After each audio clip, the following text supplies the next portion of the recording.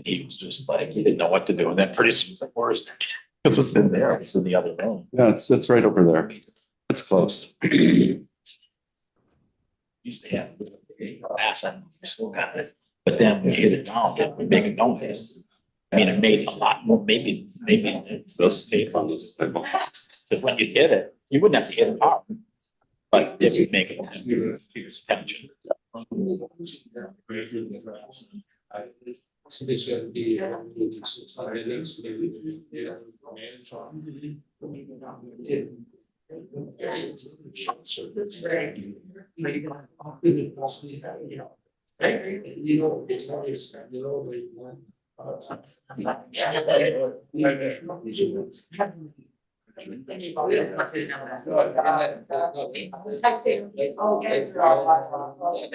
Yeah.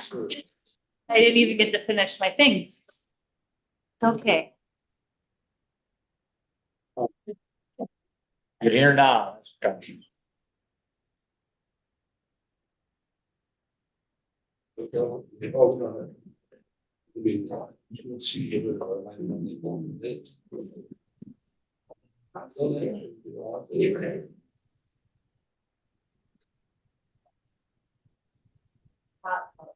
Minutes. You turn it down.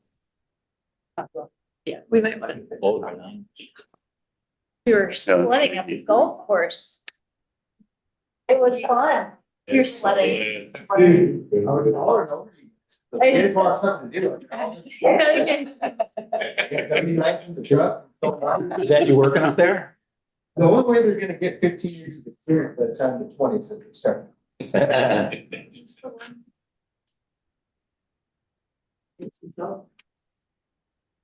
just got. I'm afraid. I think this will be done. There's no be. No, it's Friday. No.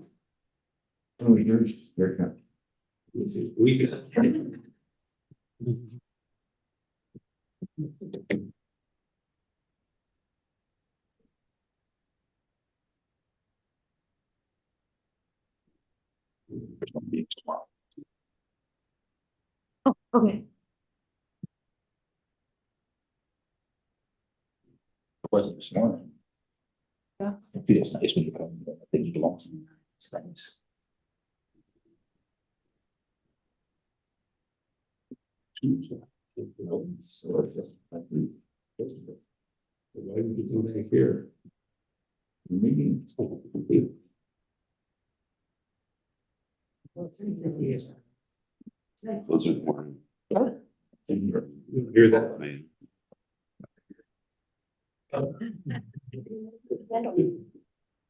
Yeah, that's true. Come next door. I go. Just come over, funny. Yeah, about 10 inches. Well, Joe says he thinks it's 12. I bet you we don't get a little. Really? I think as high as 50. Yeah. Oh, winds. I thought it said inches of snow. No. What No. are you reading? No. But from 6 a.m. Friday. We grew up on the hill and there was a gust that came through and it was like, oh, here it is. It's like all of a sudden the weather just, it got cold up there. If you ever go through it, it's like Devil's Island Road, and then you see what really is happening. Yeah. I follow, You sit here, we don't, I Windsor. but if you go out anyway, and you look at that road, it's really sort of. I Windsor. Yeah, they used the Devil's Island the way, because it got movies all over. Yeah. It's goes north, western end of Lake Street. It's really, that gives you, that'll tell you what's happening. Yeah. We really don't know what's happening here. I have a screenshot of, I woke up at 2:30 in the morning a couple years ago. Here on the window, I was like, I gotta check this, and it was 82 miles an hour. I was like, gotta screenshot, so no one thinks I made it up. But, right? Come down.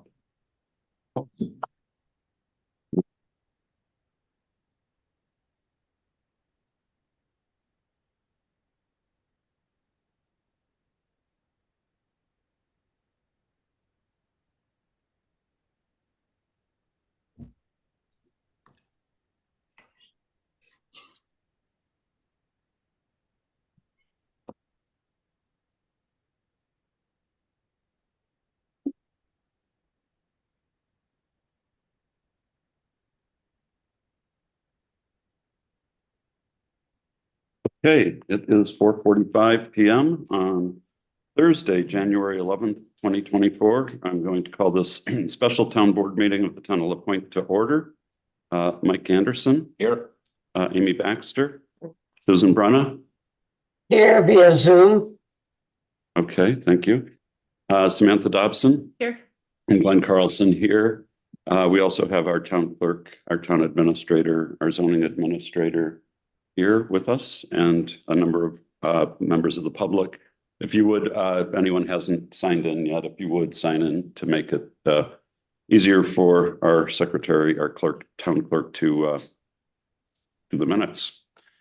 Okay, so tonight we are going to be talking about the rental ordinance. I'd like to first start with just giving an outline of how I see us organized for the meeting tonight. I'll talk a little bit about, how we're going to recognize folks. Excuse me. And then I'm going to go into a few minutes about how we got here and what we're trying to accomplish with this new ordinance. And then we will open it up to questions, comments from the public. We will try to answer your questions. We will obviously take all of your comments into consideration. The plan is that the town board will consider these, discuss it at our next meeting, probably on the 16th, and then have something ready for town board approval, potentially the end of the month, unless based on all the comments, we conclude that it's necessary for us to have another public hearing, in which case we will schedule that. So ground rules, like to have no repeat of last year's meeting on this topic where folks were interrupting and talking over each other. If you would raise your hand, if you want to say something, I will recognize you. And same with the folks up on the screen there. If you have comments, if you would either raise your hand or indicate on the little button that you want to comment. I've asked our town clerk to take note of any relevant comments for changes on the ordinance from anyone here, and she will make those available to the town board. So how we got here, well, as everyone knows, the TPC has been working on this for quite some time. They had a public meeting last year on something I'll call draft one, which generated an incredible amount of comment and a fair amount of opposition.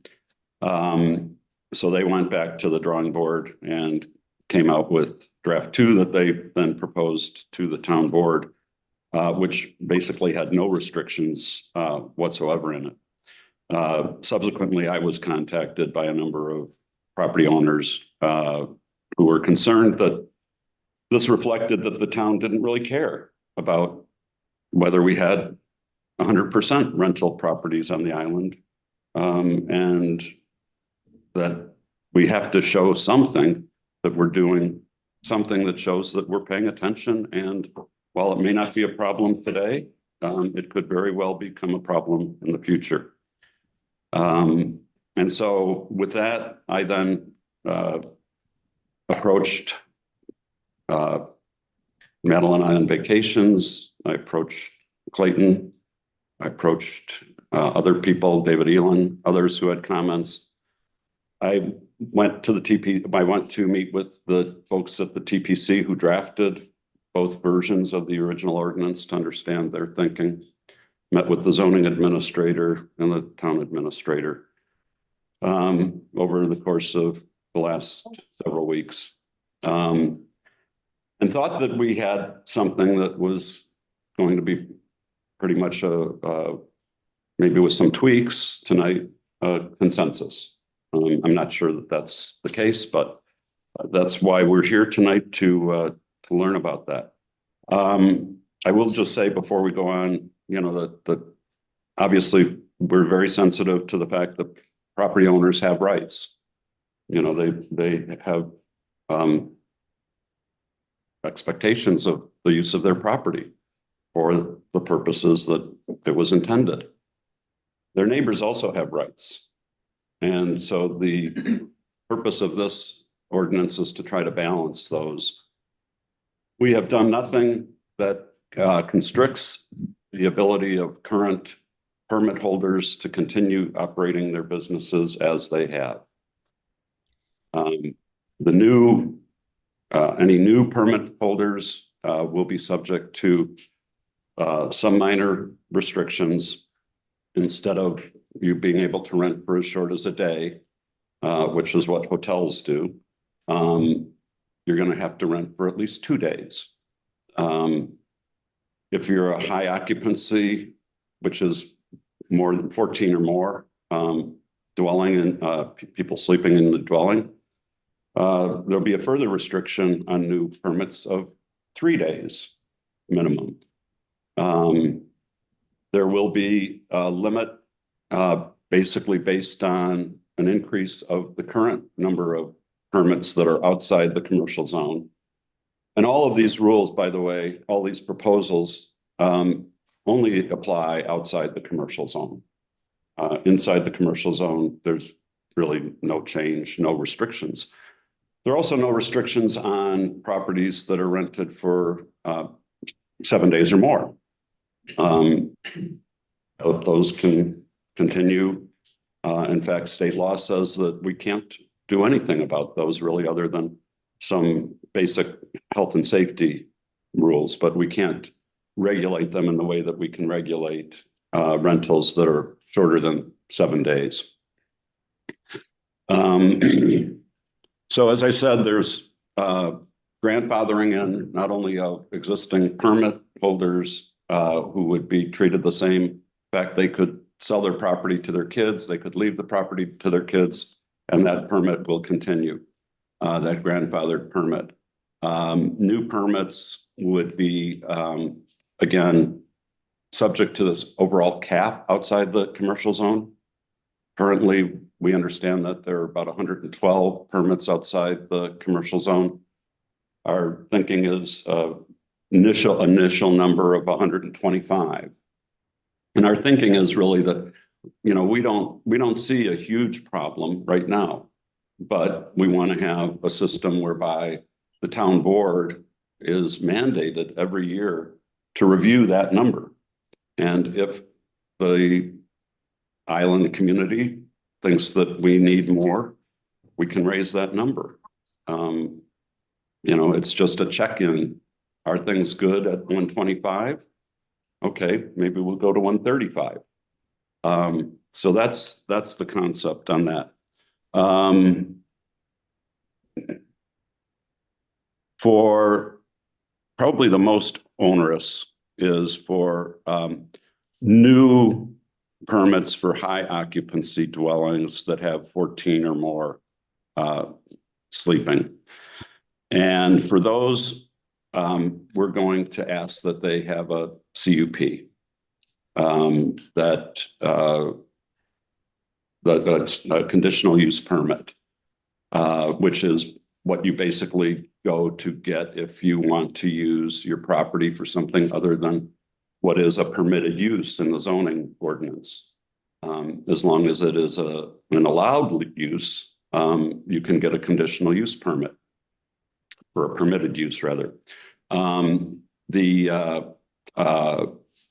high occupancy new permits, any new permits are going to have a $500 initial application fee.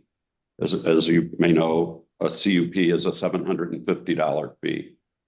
However, in the case of these high occupancy dwellings, that $500 fee will be applied against the $750 fee. So they'll end up for a high occupancy, a $250 additional fee one time. And it really is giving the neighbors a chance to chime in.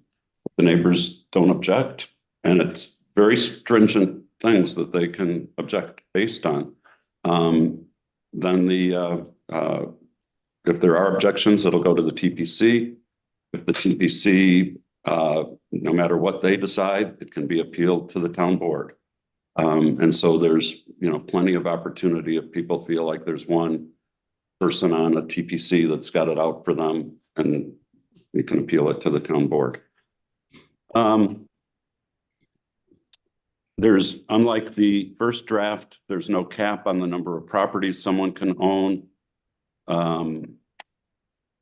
There had been a limit on you can own the number of properties you have and one more. We've also changed the date of the renewal period. We had some concerns that having it be in mid-May was a little too early. So we've moved it to mid-July for the rental permits. I think that's all I wanted to say. So if there are any questions, if anybody has a comment, Mike? I got two quick comments. Okay. One is I happened to get a call today from James Price, who is our current UDC inspector, I guess. Mhm. And he got a copy of this and didn't see where there's some state laws this is a municipal ordinance, right? Correct. Okay, and there's some state laws, and I don't know if they're all been taken and looked at in this ordinance. He didn't know, but he would be willing to work with whoever's reviewing this, to see if there's anything doesn't meet state laws on rentals. Got it. Okay. Okay, thank you, Mike. It's just come, and then the other one is one that I've had for years. And there's a bunch of references where you've got to have somebody available, either a manager or the owner or someone in 60 minutes and posting of things in the units. Right. And the one thing that I feel very strongly on is I think there should be a requirement to have a landline in any rental unit. And the reason for that is we don't have decent cell service on the island. And how can people that have a problem get a hold of even the manager or the owner within 60 minutes if their cell phone doesn't work? And a landline that's $21 a month, and it's a safety thing. And it affects the town, because the town, if somebody has a problem and can't get EMTs or whatever they need out there, they can sue, or sue, and the town is deep pockets. And if the town is giving me a permit to rent something and somebody's got a problem in my house, they can't get a hold of anybody, the town's gonna end up liable. It's just something to consider in here of mandatory having a landline. I mean, there's other things that you have to have, but I think it should be a landline. Thank you, Mike. Thank you. Any other comments? Yes. I just had a question. You were talking about the permitting being in July. Yes. Does that mean then that if we wanted to rent before July, we'd have to get one for this year and then reapply after July for after that? Yes, which you, that is correct. Okay, thank you. It will then carry you to the following July. So Okay. that's a one-time thing. Any other questions, comments? I have a few. Clayton? I guess my first question says has this been looked over by the town's attorney? Not yet. We're waiting. Why are we looking at it? Because it has not met any legal muster yet. So I've gone through this with my attorney, and basically the changes which are highlighted are what the problem is. Draft 3, which was presented to the town by TPC, was pretty good. I mean, it had taken the voice of the people and put it into paper and then was presented to the board. But now there's these changes in here, and I'm sorry if it's gonna take a minute, but I gotta go through what things that I noticed, I believe are a violation, of my rights. Claire's rights. Claire runs our rental business. She's been living on this island for 47 years. This is a woman-owned small business on the island that all of a sudden we're gonna have a lot of extra regulation on, which, like, first off, high occupancy dwelling. All 3 of my houses are these high occupancy dwellings. If you look on VRBO, there's 8 listed. I have 3 of them. That's 40% of the homes on the island. And you say, well, you'll be grandfathered in. unless I miss my permit, unless I resist any of these things, my permit can be pulled. It says in here if I have any resistance. Right now, I'm resisting. It says, I can find it. Where? It's in this document that's so nice to hand it out. Yesterday. Any person, this is on section 5.1, enforcement 5.4. Any person, firm, or corporation violates, disobeys, omits, neglects, or refuses to comply with or resists the enforcement of any provision of this section may be found to be in violation of this ordinance. So some of the wording needs to be done there. A person is allowed to resist, if they feel they're being pushed their rights against. And so it says right here that if I do that, I will lose I have the option of losing my permit. And then I'm not grandfathered in. Then I'm under high occupancy things anymore. Then all of a sudden I'm out of this. Clayton, I'm having trouble finding. 5.4. Okay, 5.4. Page 20. I don't see resist. Yeah. 5.1.4. Okay, 1.4. Got it. To word. Okay, Got not 5.4. Or resists. Okay. Got it. Thank you. I mean, if they're offering this, he's got kind of a tyrannical look on things. We should take a glance at that. Yeah. No. I want, why is who came up with this high occupancy number 14? I did. Why is it, did you throw a number at dartboard? I mean, I think high occupancy is 32. Okay. You know what I mean? I mean, Sure. it's discriminatory. Okay. And if you're gonna put rules on houses, they can't just be on rentals only, it has to be on all residents. You're gonna have rules on parking, on off-street parking, everybody has to abide by these rules. You can't just single out houses that may potentially be rented. It's another, another thing I see in parking, it says you gotta have 10% of your area landscape. And what is landscaping described as? It's not defined. Landscaping could be gravel, that is your driveway. There's a lot of things added in here that just didn't need to be. And it's Nothing has been. It's gonna muck things up and weigh it down. Nothing's been changed on parking. I understand that, but it was, again, just to bring it to the town's attention, that if they're going to apply it to rentals, it needs to apply to all residences. We don't have that authority. What? We don't have that authority. Exactly. We have the authority on rentals though. No, you have if it's a residence, you don't. Correct. So. But rentals we do. What duration of rent? Because Anything. now you guys have taken and said, okay, we have short-term rental. Right. We have long-term rental, but we can't regulate that. So let's create a couple other things that we can regulate. Let's do this multi-use, multi-day, and then, let's make another little section called active daily, and all these things. It's just over-regulation of the thing that there is no problem. I mean, do we have a plan for locusts? When the locusts come? Do we have, because, that's just as big of a fear as these big corporations coming to steal our 3 months of rental on the island. I'm sorry, I'm not upset or I'm not angry. I'm just feel compelled to bring these things to the attention of the town so that they understand that if these things go on, it does open up my business, Claire's business, to losing money, and these losses will have to be taken up with the town. And we can't really afford that. We can't even afford our own police right now. So, and on that note, it says that I'll have to have the town listed as insured, additional insured on my properties. Is that to cover the town's liability because they don't have proper police enforcement, so that if something happens and the town gets sued, they can jump onto my insurance as well? Because I spoke with my insurance agent, she said that's not very common practice for municipalities to be making homeowners include the town as an additional insured.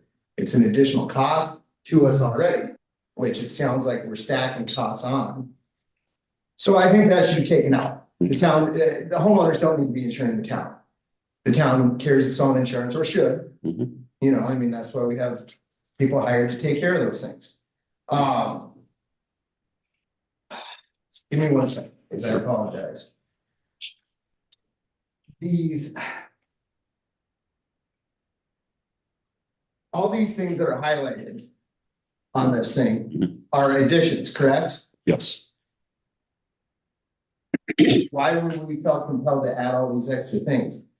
Like it says here on, daily rentals, and it's part of high occupancy rentals too, that if you do not expand the sleeping capacity of my rental dwelling beyond what existed on December 21st, 2023, you can get this permit. But if you do decide to put an addition on your own property, now you won't be allowed to apply for a permit.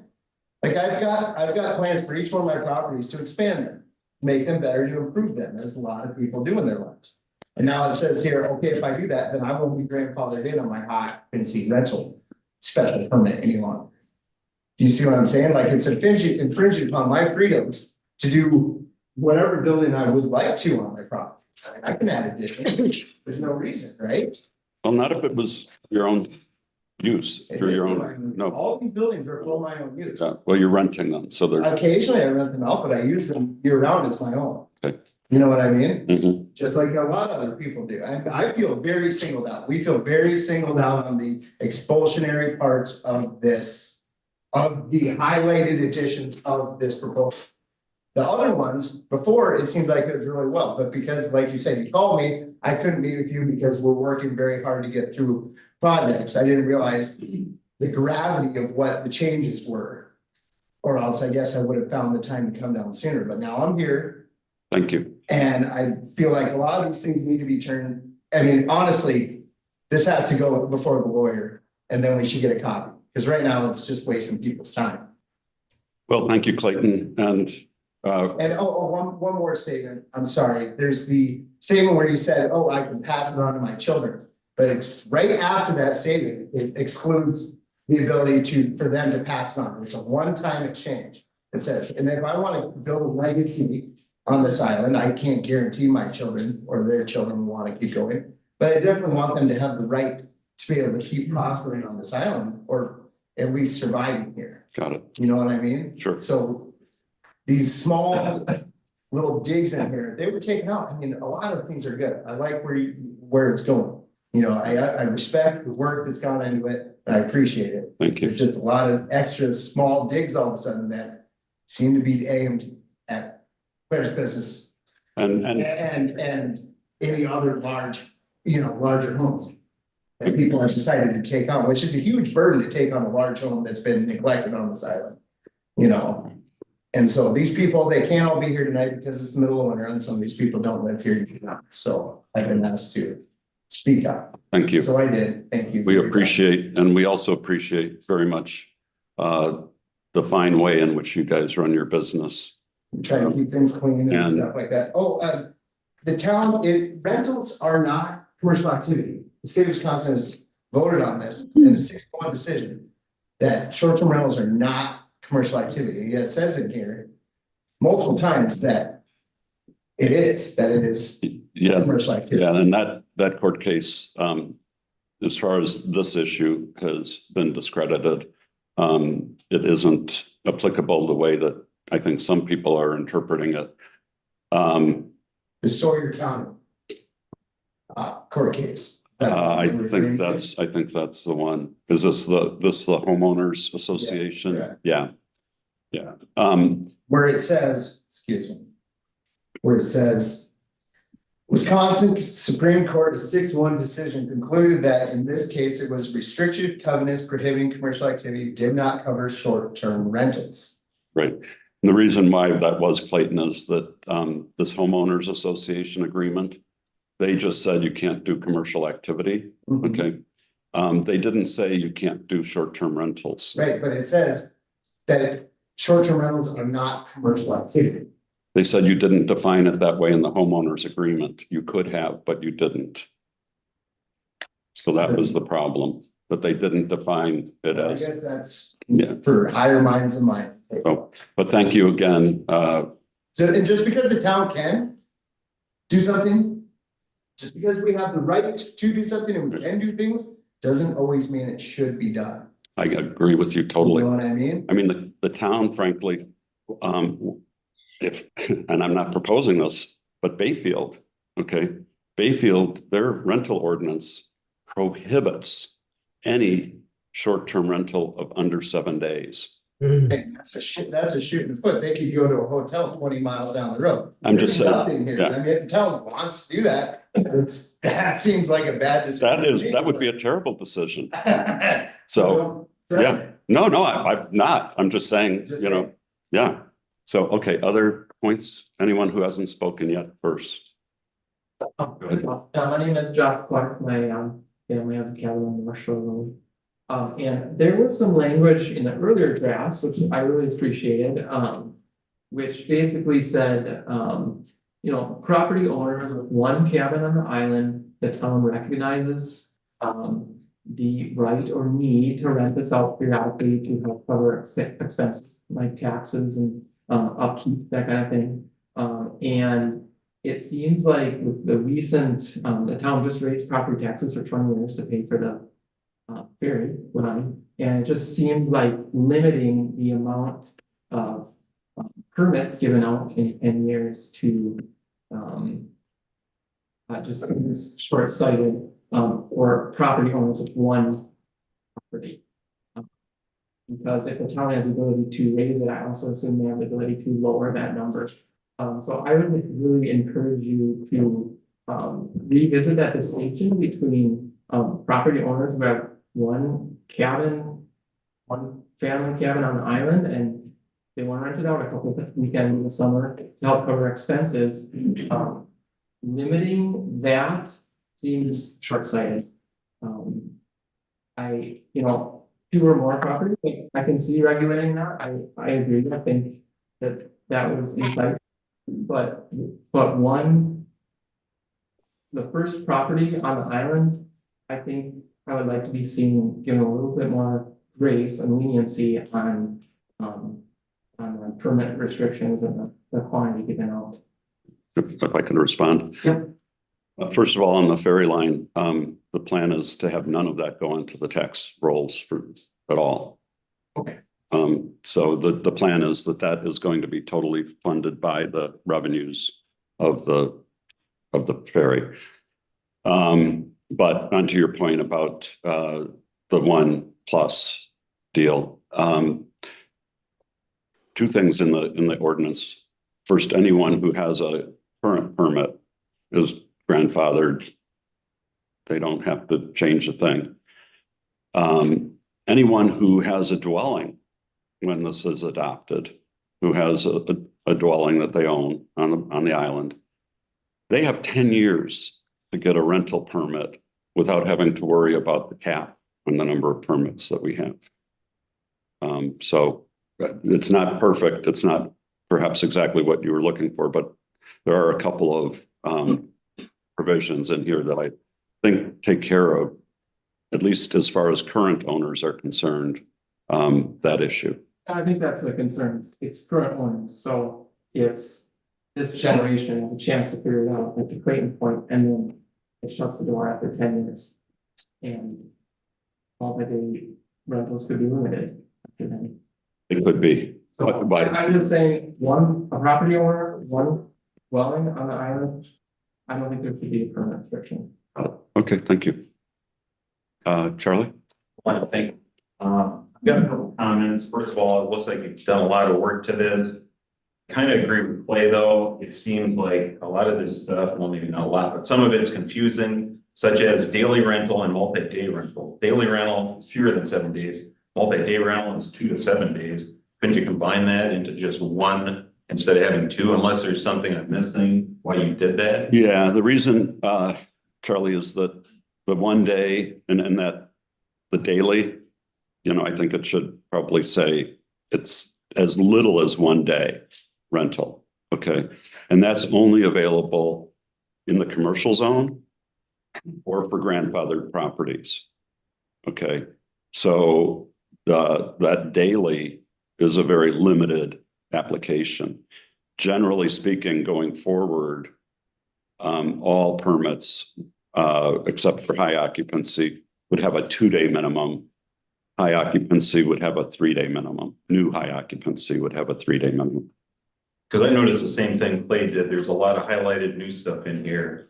And I would hope at the very least, I could understand if you change one sentence or a paragraph or something in this rental ordinance to have what you're doing tonight, but you're gonna have to have a, my estimation, public hearing at some time if you're doing this many drastic changes. And that relates back to my other question is, I hope that you all take into consideration the public hearing that was held in August that was well attended and the comments people had there. Well, another big concern of mine is still events. I don't think you go far enough. For instance, I see you're allowing basically unlimited events at long-term rentals everywhere. So if I was an event planner and I wanted to rent a unit long-term, I could theoretically have as many events as I want every day of the week, every day of the year. That's how I read this. At least it's a loophole I see being a potential issue. And I really wish you would, look at events as what it is. I think that's to me more of a potential overdevelopment of things, especially in low density districts on this island than say the commercial zone, which is already commercialized. If you get out into the W1, W2, especially the S1 zone, I think you're just opening up a whole big can of worms. I don't think you went far enough. And in fact, I think considering how many people spoke in opposition to events, especially weddings and such, back in August, I think you didn't do enough in this new draft. Right. We didn't do anything really Well, I think you did less in the than new that, actually. So- draft. I don't know that we did less, but we didn't. Yeah, I think you did. Because you're allowing long-term rentals to have unlimited events. And correct me if I'm wrong, that's how I look at it. Okay. I will say when it comes to events, one of the overriding considerations was the new state law that regulates what they call wedding barns. And if you look at that legislation, it's not just wedding barns, okay? Act 73. Well, you should let that, stuff like that, you should have available for people so that we can look at it too. Yeah, it's in the, Some sort of rule that we're not. Doesn't go into effect till 26. yeah, Oh, it's a 2-year delayed effective date. Yeah, I mean, it's a 2-year delayed effective date. But it will, for better or worse, put most wedding barns out of business.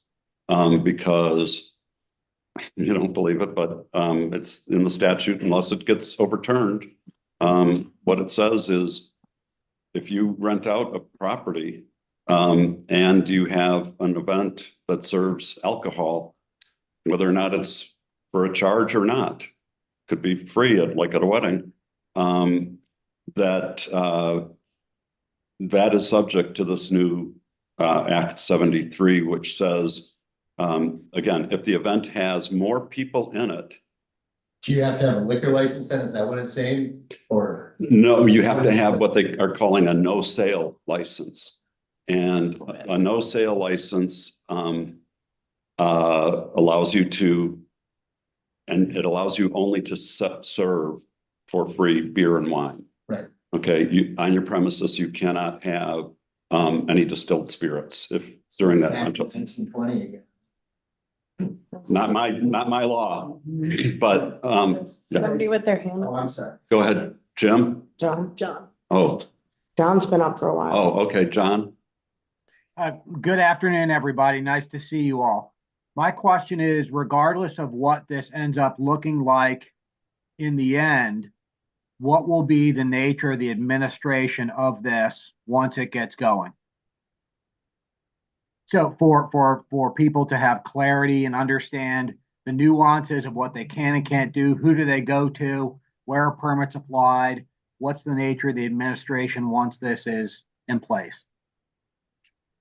Well, we already have, John, administration of the existing rental permit operation, and that is through the zoning administrator, and that would continue under this new regime. Does that answer your question?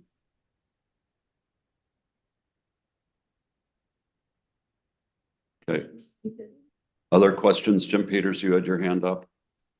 I'm Yes. sorry. I did have one follow-up to that, if I don't mind, with apologies, Jim, for speaking over you. It just seems like there's additional complexity that people would need to understand and have communicated to them.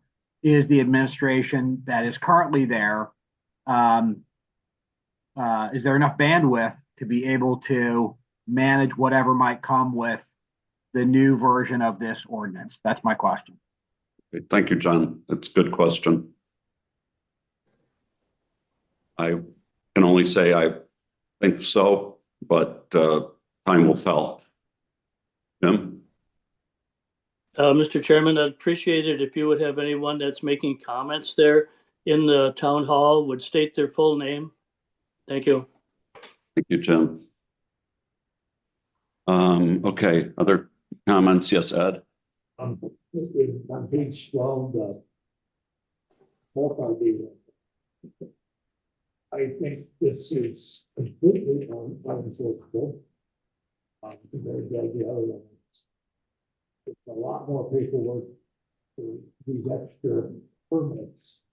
And my question is if eliminate the multi-day rentals and the daily rentals for all the grandfathered people and all the new permits up to the cap. If we just made that a 2-day minimum. Would that be an inconvenience for all the rental properties on the island if we had a 2-day minimum? At all? No, I don't think so. I think a 2-night minimum it's reasonable to expect because people don't always have a week to spend on vacation. But they like to spend. Yeah, they like to spend a night. It's good to get rental nights out. No, very few are. Yeah. You know, it's mostly just weekends. It's just eliminate the multi-day rental. Put a minimum of 2-day rentals on the daily rental. It would uncomplicate this a whole bunch. I understand what you're saying, and I think that's, Jim has a public comment that we're going to read later, but I think it goes to the same point. Jim, would you be okay if we read that now? Yes, that'd be fine. Okay, this is a public comment from Jim Peters, who's a member of the TPC and was involved along with Paul Wilhelm, who's also here tonight in the initial drafting of the TPC's recommendations. To the town board, the revision of the current rental ordinance was undertaken in part to address the concern of short-term rentals. In order to maintain the quality of life and the natural character of the island, it was suggested that the ordinance reflect the need to maintain short-term rentals for those who hold current permits while limiting the number of new permits. This can be accomplished in the following manner. First, delete section 3.4 multi-day rental, as this section would be difficult to enforce and most points can be covered in section 3.5 daily rental. Second, adapt section 3.5 daily rental with the following corrections. Number 1, change first sentence in number 1 to daily rentals are qualifying properties that are offered to rent for a fee for a minimum of 2 consecutive days. Number 2, change first sentence in number 2 to daily rentals are allowed use, grandfathered use, or permitted use in designated zoning districts. Number 3, delete second sentence in number 4. These grandfathered properties shall not be subject to minimal rental periods. Other changes, 3.1 general conditions, delete in the first sentence of number 4, multi-day, and unless the dwelling qualifies under section 3.411. 3.5 daily rental, delete in number 10 and for multiple days at a time. And in 3.6 high occupancy, delete number 3. With these revisions, including the appendix zoning district use matrix rentals realignment, I believe our community will be better served and this ordinance will be clearer and easier to enforce. One last point. To quote the Town of LaPointe Comprehensive Plan Amendment 2023, page 63, number 8, uniform comprehensive enforcement of zoning and related ordinances, number 1, second sentence. If a requirement cannot or will not be enforced, Either because of lack of capacity or lack of political will, it should not be adopted. Respectfully submitted, Jim Peters. Thank you. Thank you, Jim. Further comments? Yes, Paul. Comment, which if you want, I can read at the end, or Read it now. okay, well, first I got a few other things here. Paul Brunner, just for you, Jim. I think start must have left, they're still in the back, but it's $20 some a month for a phone. It's more like about 38. And I'll tell you, the one rental my family has, self-service is just fine.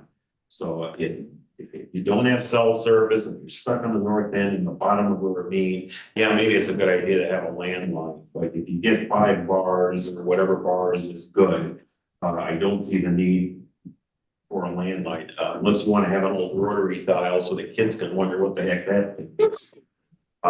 Second, Glenn, when you mentioned about a CUP, I hate to say it, but you're wrong.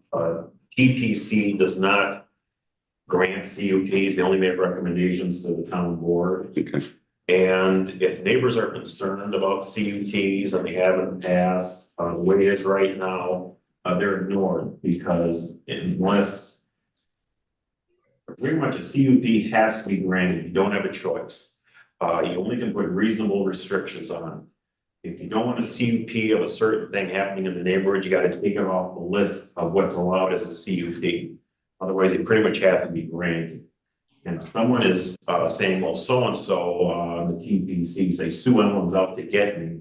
Well, either Sue Ellen has to recuse herself, or they can file a verified complaint with the DA, or that's ground, I guess, for an appeal if you want to go to court, spend mutual bucks. No offense to all, I'm just using an example.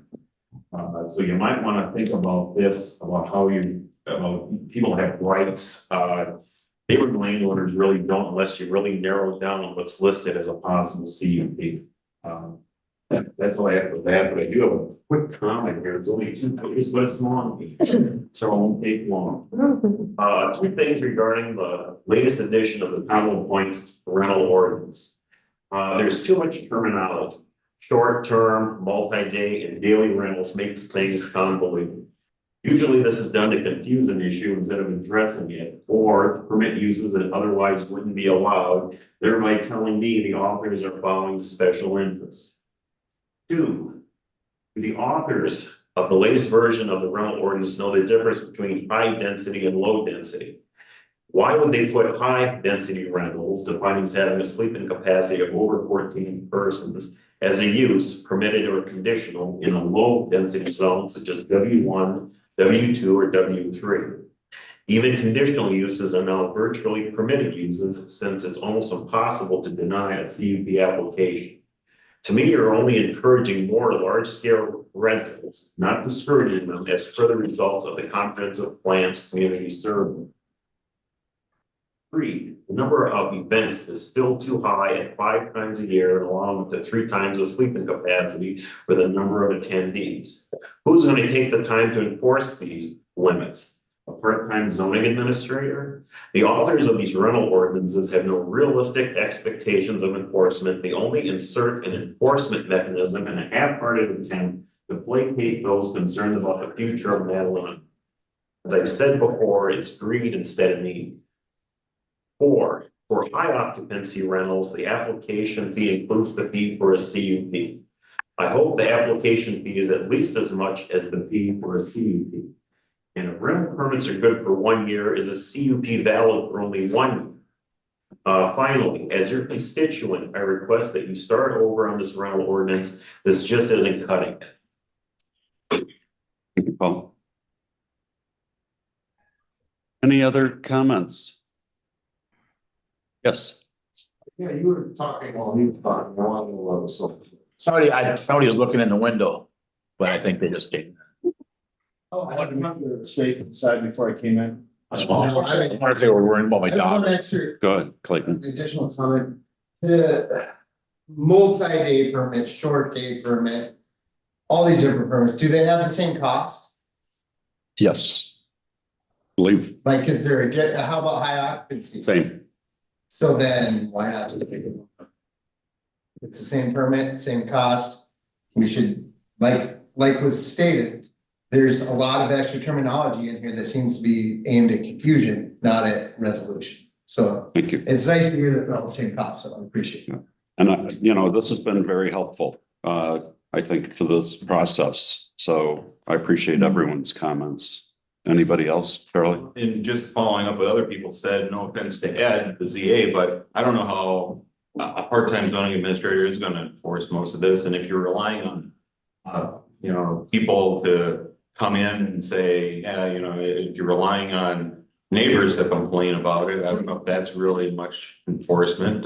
Some people are never gonna complain, others might complain all the time, I don't know, but it's just one of those things that I think you should take that into consideration, much to Jim Peters' letter too, you know, if the will's not there to have this enforced, you know, you want to take that into consideration when you're writing this stuff up. So, thank you. Thank you. I will add one thing also that probably the best enforcement provision in this new ordinance, which was something added after the TPC, is going to be a requirement that on people's advertising, their postings, whatever, their publicity for their, they just list the permit number. Okay. I'm sorry, I disagree with that too. I mean, that means going through and changing your listings on different things. And I mean, what you shouldn't have to be required to post your number. That's just going to confuse renters and, you know, and potential tourists. If you see what's this additional licensee number at the end of it. You know, I don't know. I mean, it seems unenforceable again, because then you're gonna go and check all the websites, check everything, and you don't have it, and you have it, or maybe they have it. It seems like a freedom of speech issue. So that's my thoughts on that. Thank you, Clayton. The permit numbers on each rental. Yes.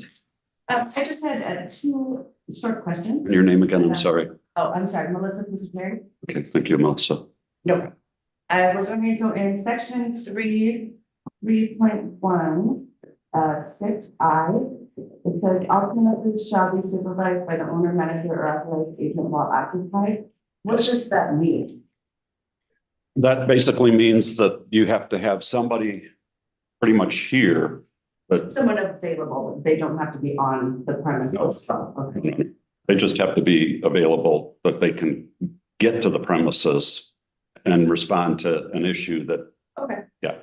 I got it, leaving that clarified. Also, in the beginning of the meeting, you had said something about, having like 125 permits available. Mhm. I was wondering then there's a section here, also, 3.1, number 3, it says there shall be no limits on a number for term permits or long-term permits.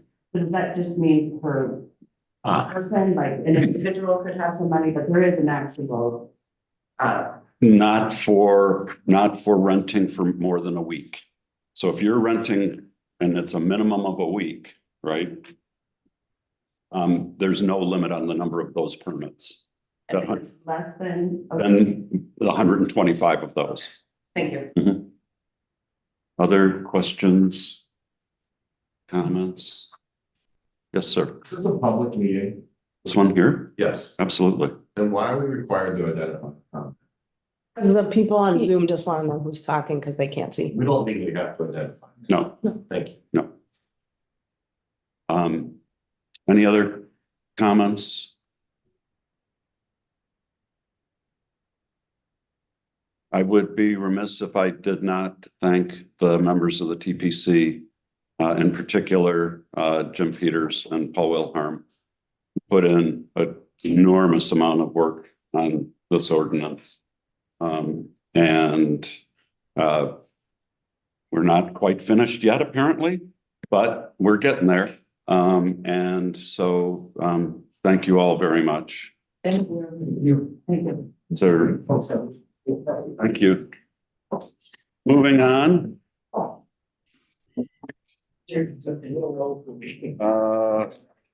Is there, okay, next item on the agenda, Yes. the expansion of the TPC. This is to expand the size of the TPC from 5 to 7. Is there a motion to do so? I'd make a motion to expand the members of the TBC from 5. This is the workshop. I need a plan. I need a order. In order to change the number of members, you have to amend the zoning ordinance. That fires the public. I got it. Oh. Yeah, that's- Okay, go ahead. Well, we had a 7-member board at one time. I might have even been on, and just went back to 5, because we couldn't find enough people. And my argument was, everyone said, oh, 7's better than 5. Well, then why don't we have a 7-member town board? Does that make this a 5-member town board less efficient than, you know, a 7-member board?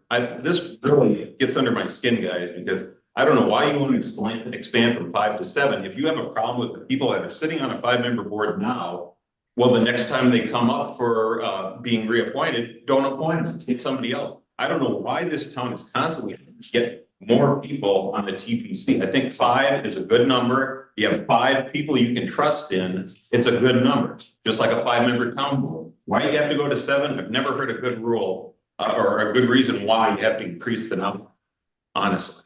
Okay.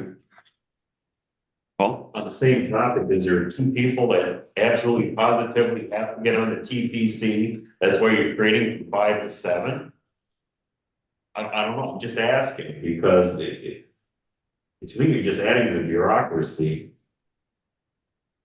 Thank you. And Charlie, to your point, state law limits the size of the town board. I know that, I'm just saying it as a point of fact that, Right. you know, why not have more people? Why don't we have a 7-member sanitary district? I think we get 20-member sanitary. You know, we had a CAP committee here at one time that was like 15 members deep. And they couldn't hold meetings since you needed a quorum of like 8 people. So they kept whittling it down, whittling it down, whittling it down. And they did have 7 members on a TPC at all. Don't laugh, this is. No, I remember Yeah, that. I okay. remember that. That's So why right. have more people? I mean, are they lining up at the door saying, yeah, I want to get on the TPC? Okay, well, apparently, 5 guys. okay, thank you. Your point of order is taken, and so we will defer this. Is there any other public comment? Okay, is there a motion to adjourn? Make a motion to adjourn. Swell. No, I just saying, bye, guys. Oh, Bye. bye. Thanks for attending. Thank you. Thanks, Jim, I'll second. for your Moved input. and seconded, all in favor, say aye. Aye. Opposed? Motion carries. Thank you all. Less than an hour. Amazing. They always say? No, they just showed up the last second.